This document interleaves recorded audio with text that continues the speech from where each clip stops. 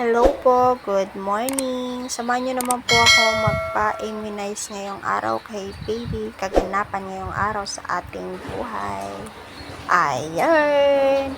Dahil nga po immunize ngayon ni baby, pupunta po tayo ngayon sa center ng aming barangay.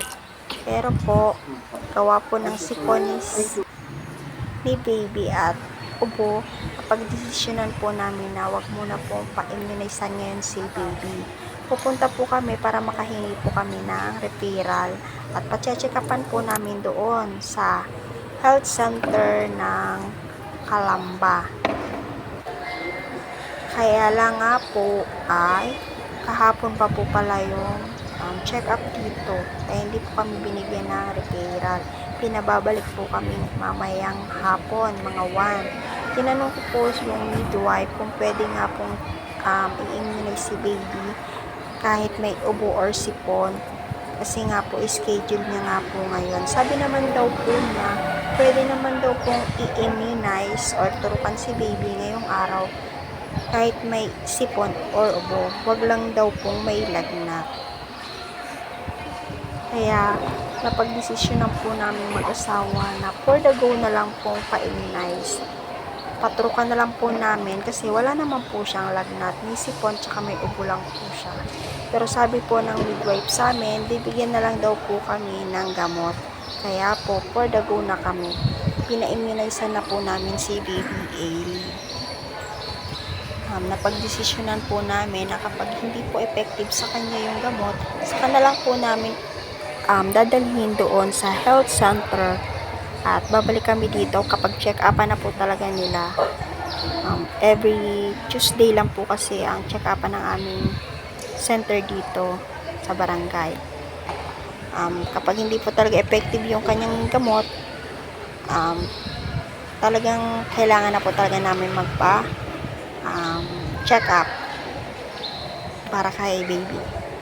Pero pag effective naman po sa kanya yung gamot, mas better good na gagaling si baby natin.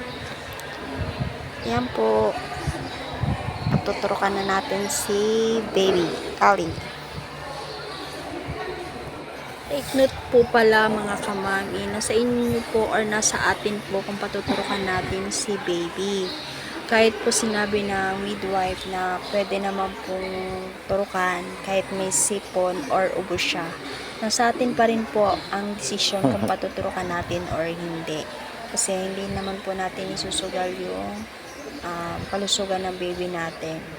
Kung ayaw po talaga natin, okay lang naman po siguro na wag na lang. Dahil nga po kasi bibigyan naman po ako ng gamot, kaya napag-desisyonan ko na lang po na paturukan na rin po siya. Kaya for the go na po tayo. Yan. Kung napapansin nyo po, grabe po talaga ang iyak ng aking baby diyan. Grabe ang iyak niya dyan sa mga oras na yan. Natuturukan talaga siya. Hindi pa po pala nakapag-subscribe sa aking channel dito sa mini vlog ko, mangyari lamang po pindutin tong bell button sa inyong touch screen para lagi po kayong update dito sa aking mini vlog na matalang buhay ng aking buhay. At ngayon pa lamang po, nagsasabi na po ako sa inyo, maraming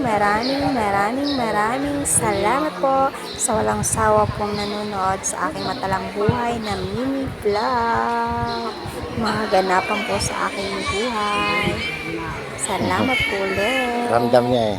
Sa ulitin. Dalawa-dalawa yan eh.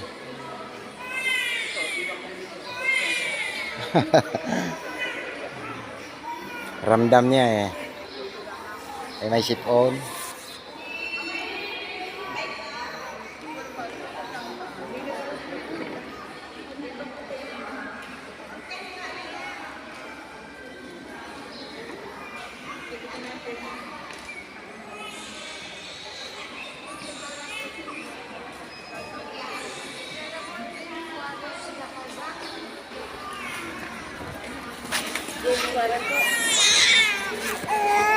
Kaya ano sa wallet ko ano, sandaan.